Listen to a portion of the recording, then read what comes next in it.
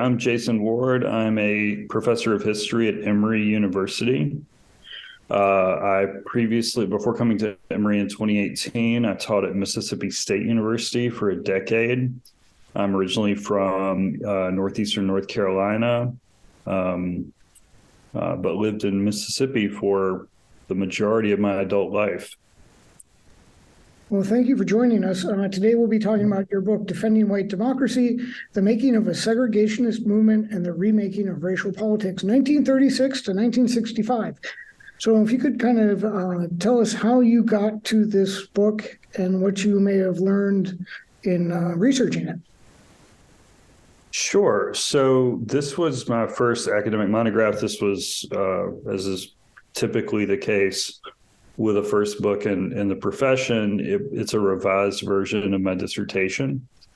But the roots of the topic very much go back to my earliest interest in history as a researcher. So as an undergraduate, I completed an honors thesis on racial violence in the 1940s. So this idea of focusing on civil rights issues and racial politics in the years before what scholars have called the classic phase of the civil rights movement, 54 to 68.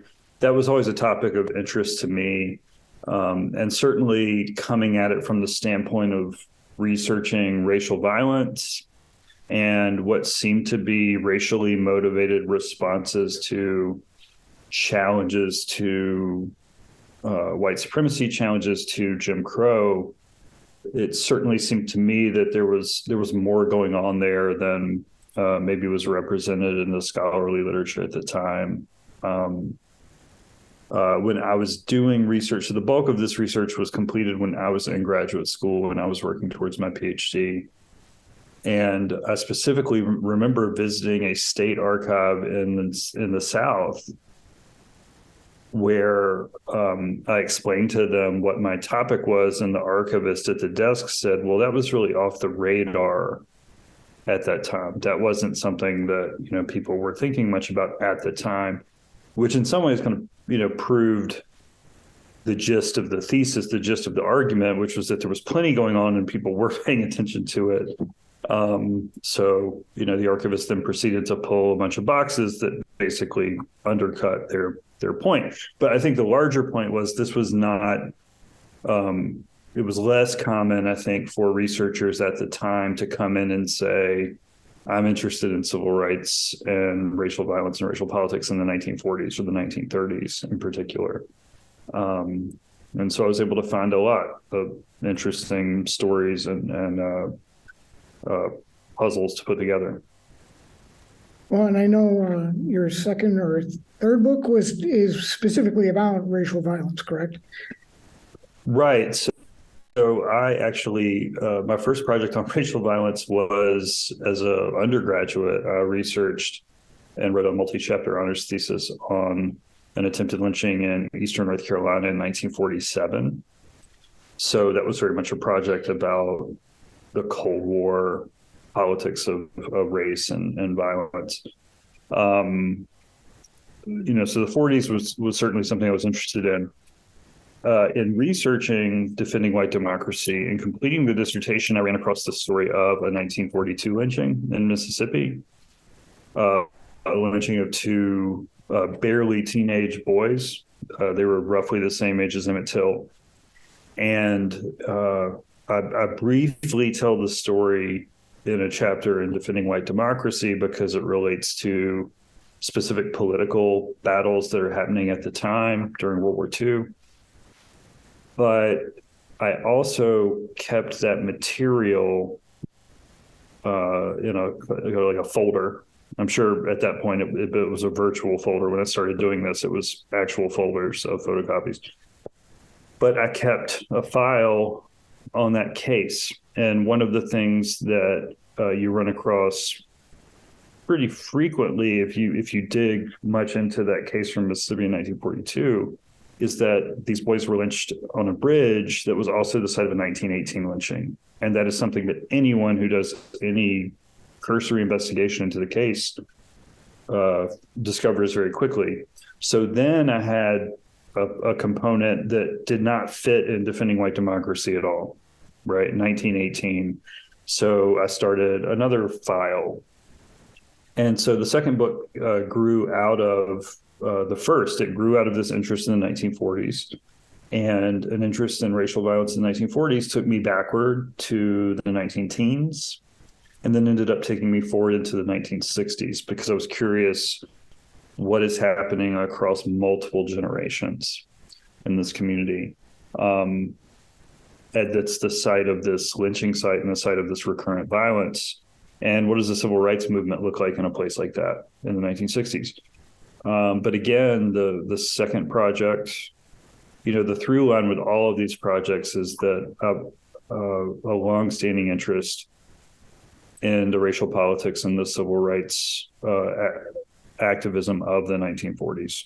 That's really kind of where it all comes together, and it keeps yielding new questions and new topics, and that certainly extends to the New Deal era broadly. Literally just completed a draft of an article, an essay on the 1930s. So certainly a lot there. Well, and it's what I really liked about the book, and I think it makes a very strong showing in your text, is that there's this counter movement to any, so white supremacy and segregationism can be seen as a counter movement to any sort of civil rights movement, and that it existed as itself, kind of the power structure, but then it also had to have advocates who were kind of pushing back against.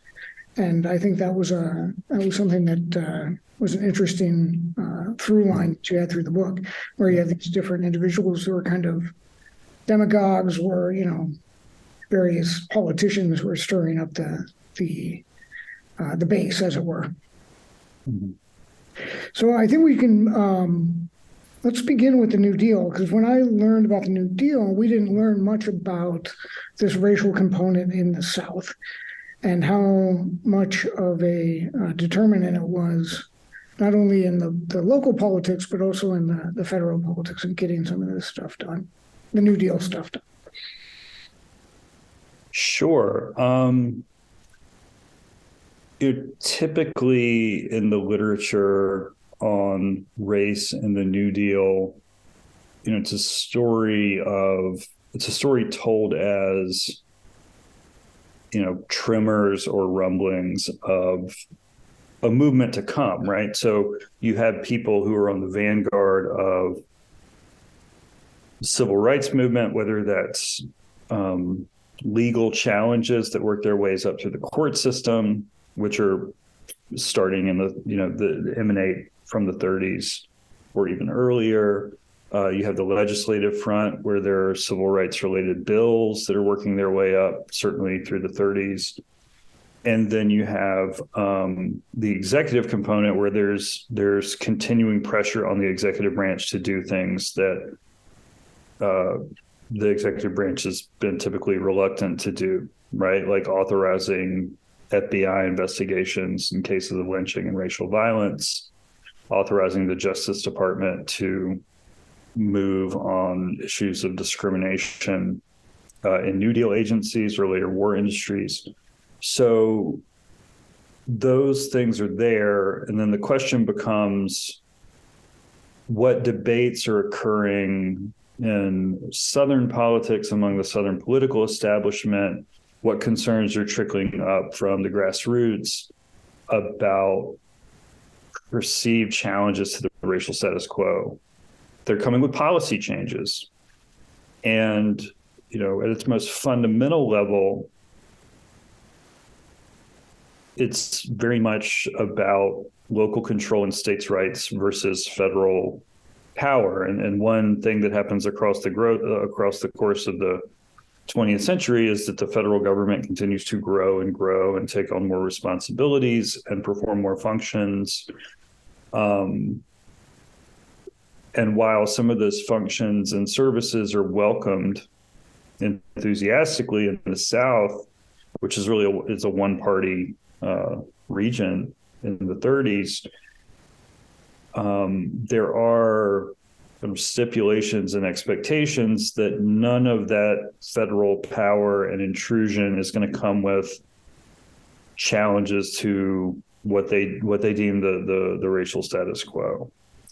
Right. So the federal funds and federal agencies are not going to come with stipulations that challenge the way we structure wages, for example.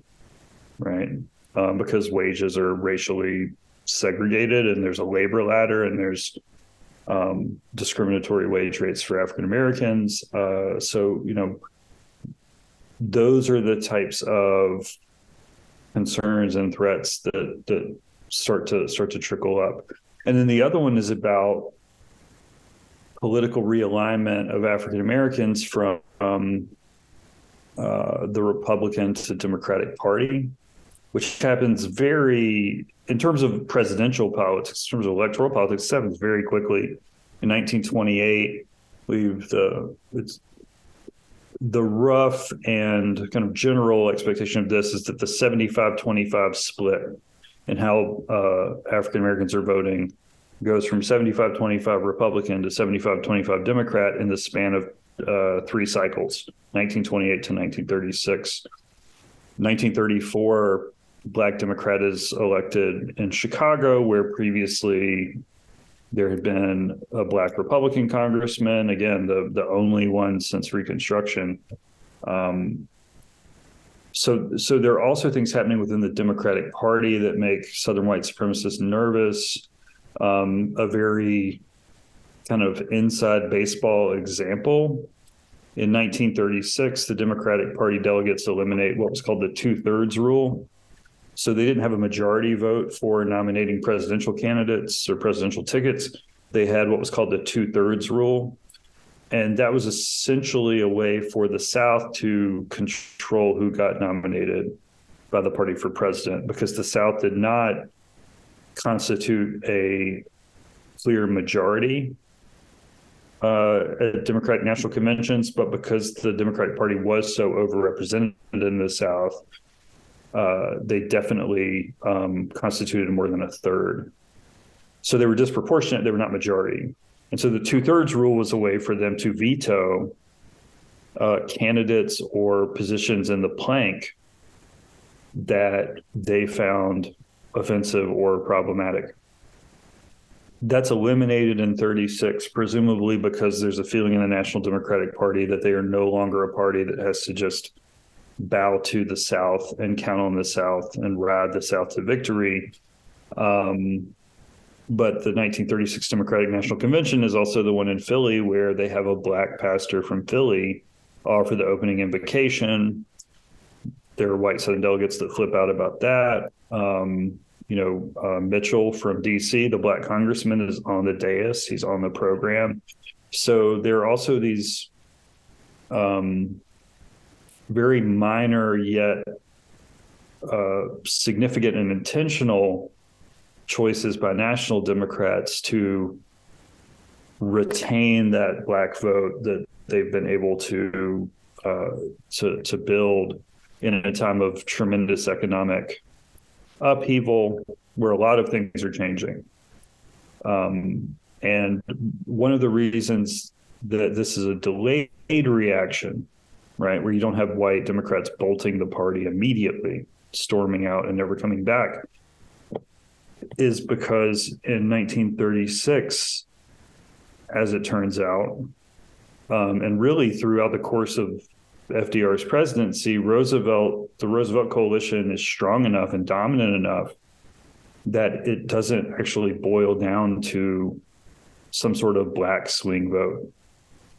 But certainly the argument and the concern on the part of white Southerners from 36 on is, if the Black vote is valuable on the national level, if the Black vote can be strategically significant on the national level, then there's nothing keeping Democrats in other parts of the country from going after the Black vote. And we, of course, don't believe that there should be a Black vote, right? disfranchised African Americans across the region. But those connections to the National Party are very important, and what Democrats are doing in Cleveland or New York or Detroit or Chicago matters immensely. Well, yeah, and then they. I want to get back to that in a minute, but the what I found interesting was that they didn't. You say in the book that they were concerned less with the Black actual voting process as they were more with a Black outcome.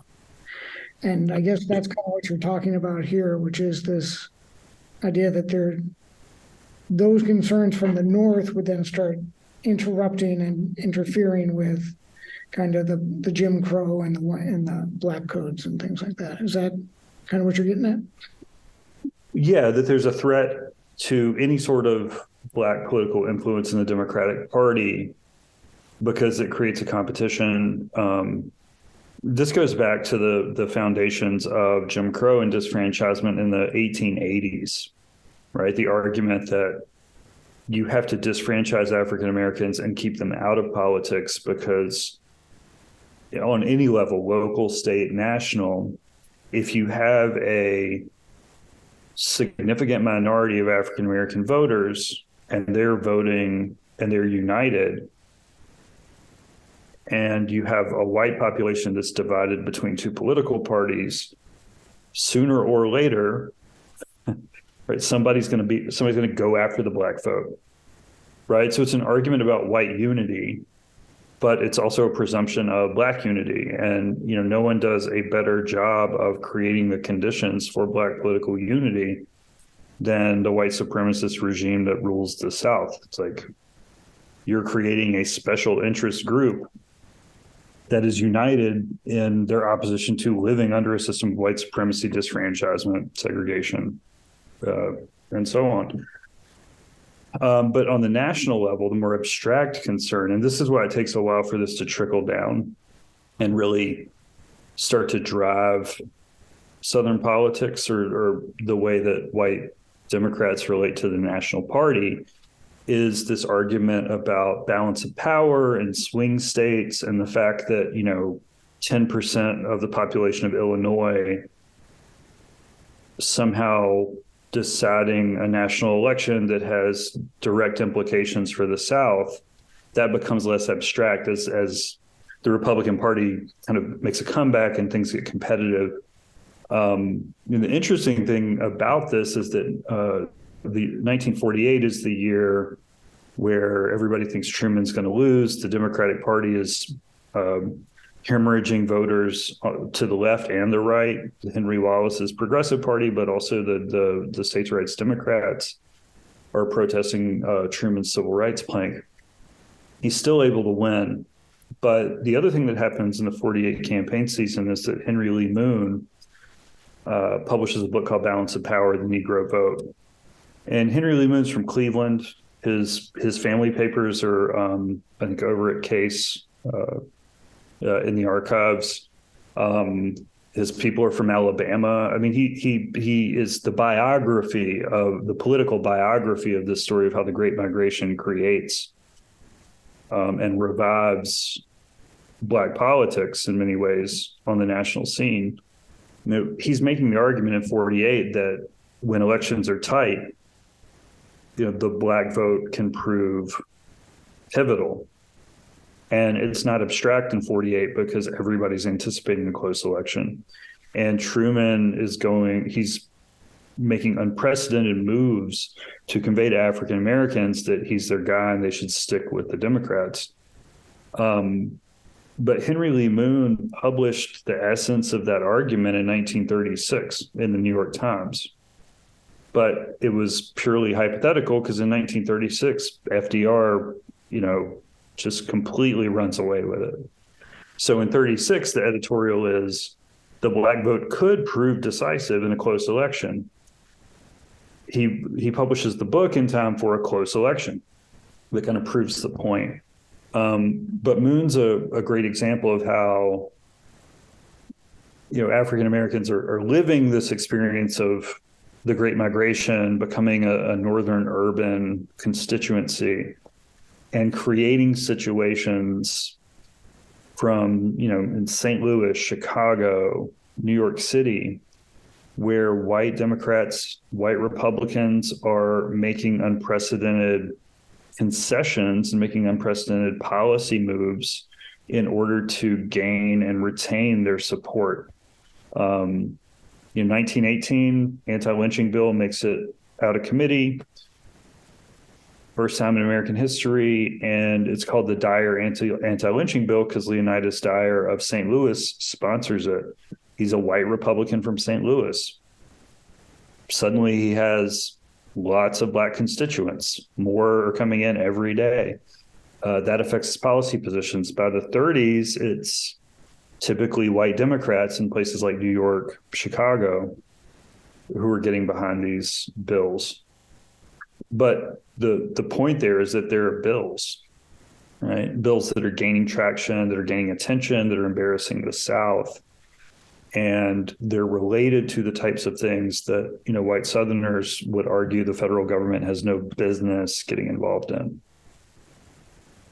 Well, and speaking of kind of that, picking up that thread of the federal government having no business, World War II really changes.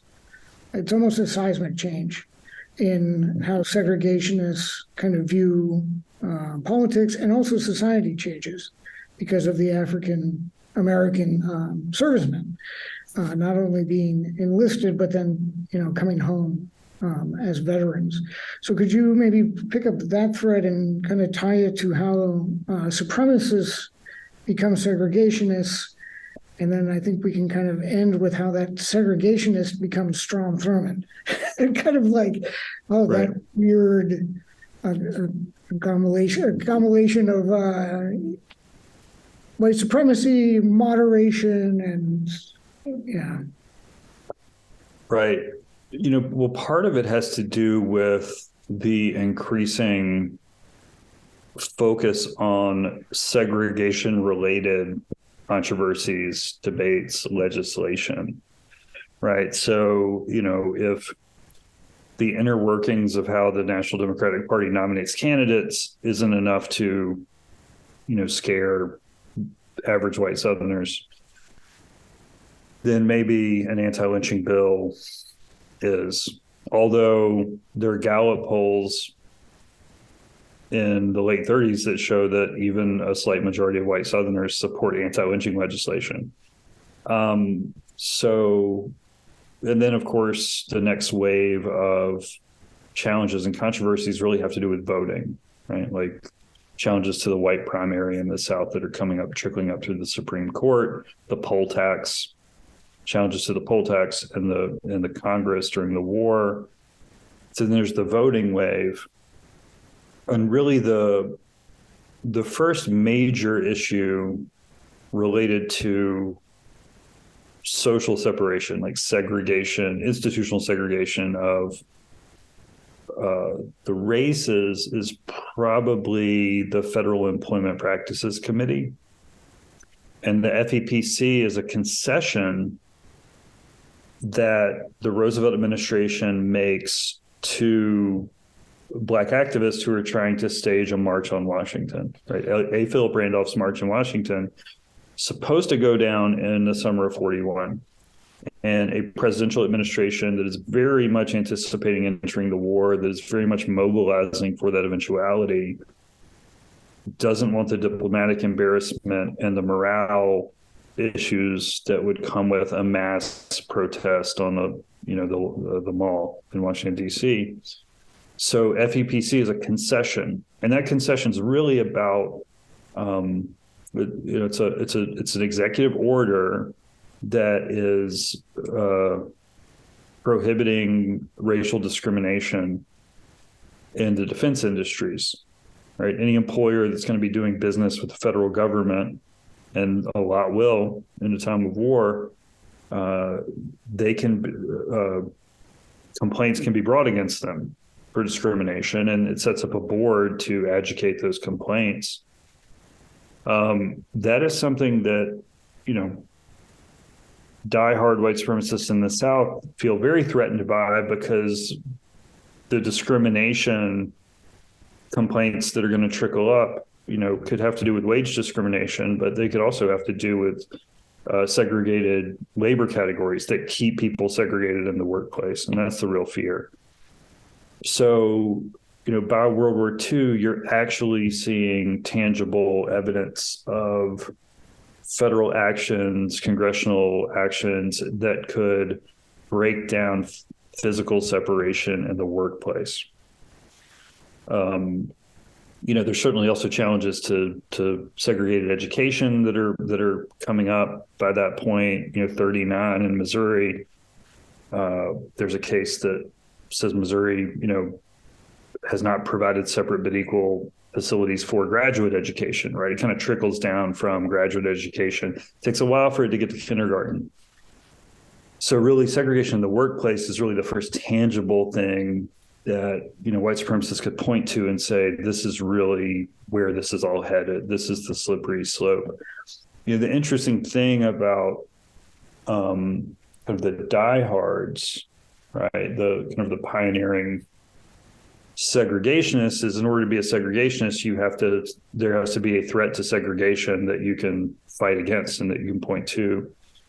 And some of the earliest accusations of that aren't just slippery slope accusations, but accusations that we actually see the breakdown of physical separation, are occurring in places like Georgia, and they're blaming New Deal agencies. They're saying this New Deal program is running, a work relief camp for women, and they're not providing separate bathrooms for white and black women, and they're making white women go to these bathrooms.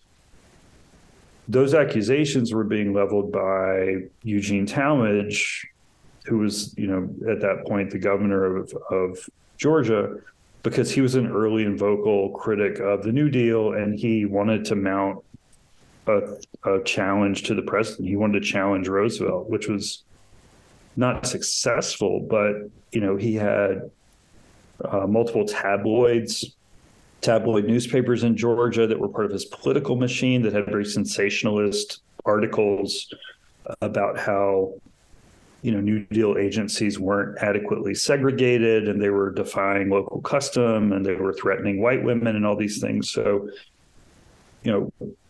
from its earliest inceptions, segregationists were, harnessing an alternative media, right? Sensationalist charges, sensationalist stories, sensationalist rhetoric. But they're also envisioning ways to break this stranglehold that the Democrats have on the South. And at first it's, well, we'll just have to challenge the party leaders and take over the party. And then it becomes a third party movement. And then it becomes, well, maybe we'll just have to be Republicans. But it starts within the party. It's a family dispute that then kind of spills over and goes in all kinds of directions. But that, it certainly is rooted in struggles that go back to the New Deal and that continue through the war. Yeah, and maybe you could kind of bring us up to, I was interested because I remember Strom Thurmond, of course, in the 80s, being kind of this holdout of this old regime. And at least I got the impression that he was kind of balanced between this old world kind of staunch KKKism, and this kind of moderate compromise that saw a way out, kind of what you're talking about with becoming a Republican and trying to create a white voting base that would be, a majority against the majority minority in the Democratic Party, if that makes sense. So maybe you could talk a little bit about Thurmond and kind of how he fits into this story. Right. So Thurmond, of course, is the presidential nominee for the states' rights Democrats, the Dixiecrats, who run, ultimately as a third party challenge in 48. But at its root, really, that organization and that movement is about capturing and holding hostage Southern electoral votes, like taking over state Democratic parties and preventing those electoral votes from going to the Democrat, with the anticipation that if they can withhold enough electoral votes, they can throw it to the House, right? That they can deadlock the election. They're really not trying to. They don't foresee themselves as throwing it to the Republican. They see it as throwing the election to themselves. That once that they will hold the balance of power, that they will be the ones who ultimately can pick the president based on who's willing to concede the most of their demands. And they're really angry at the National Democrats for Truman's civil rights platform, excuse me. But it becomes a third-party movement, and not a terribly successful third-party movement. 4 states, 32 electoral votes. Truman still wins. But of course, Thurmond is on this early wave of nationally prominent Democrats who are open to experimentation and trying new things electorally. He ultimately switches in a presidential election year when Barry Goldwater, again, doesn't do terribly well nationally, but he does quite well in the Deep South because of his opposition to the Civil Rights Bill of that summer. But that's still, relatively early to officially become a Republican and switch parties. But I think there's certainly a sense by that point that the South is out of the bag, so to speak, and that every election moving forward is going to be contingent, right? There's no going back. But Thurman is significant in that story because he does seem to consistently be very much at the forefront of that movement to kind of reimagine and reconfigure Southern politics while still maintaining that national relevance. And that's really the biggest thing that's holding a lot of Southern Democrats back from bolting the party, is that they've accumulated so much seniority and power that it's very hard to imagine transferring that, like taking that with them. And so, and the other thing that's very difficult to imagine and that takes a long time really is for those types of realignments to work their way down to the local level, where politics is extremely personal and familial, and people have been Democrats for generations. They're still electing local Democrats for decades after their states turn red electorally. So, one of the things we forget about, I think, very often when we talk about partisan realignment is that, presidential politics and national politics is very often very different than local and state politics. And certainly when you look at the Republican realignment of the South, as sweeping and complete as it may seem, by the end of by the early 21st century, if you look at local elections, if you look at state elections, if you look at the governorship, you will see that the Democrats are able to retain and hold on to power longer at that level than they are at the federal level. But I think, figures like Thurmond were very important in recognizing that, until there's a reconfiguration of national politics, until there are new options and outlets for that discontent with the Democratic Party at the national level, it's very hard to envision making that happen from the ground up. Right. I know it's beyond the scope of your book, but would you say that Reagan was probably the one that finalized that and took those kind of local Democrats in name only, I guess we would call them, that had made them right, Reagan Democrats. Democrats, right?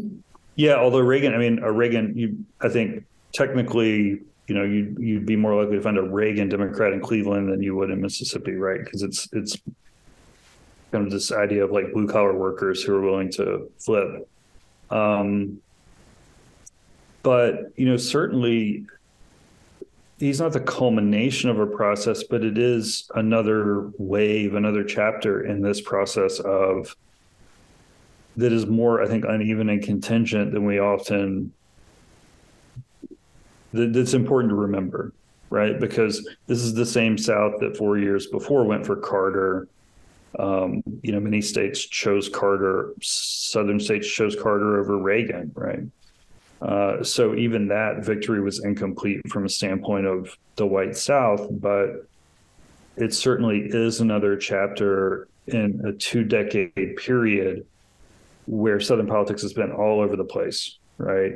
Barry Goldwater, George Wallace, who's an independent candidate who originally tries to get the Democratic nomination. Again, they're still trying to work through and transform the Democratic Party into something they can stand, that they can tolerate. Then there's Carter, then there's Reagan, then there's Clinton. So, it is a very uneven and contingent process. And I think what that points to is the fact that local and state politics have still not been transformed in a fundamental institutional level in the 1980s and 1990s in a way that they very much are today. I mean, it's flipped so profoundly in some places that it's as hard to imagine reconfiguring that as it may have seemed for, Republicans in the 1930s in a place like Georgia. Like, it was so marginal. It was such a shoestring organization in many places that it was beyond irrelevant. So things can certainly change, right? There's no reason. I mean, if from the standpoint of a Republican in rural Georgia, a white Republican in rural Georgia in the 1930s, like, nothing's really impossible.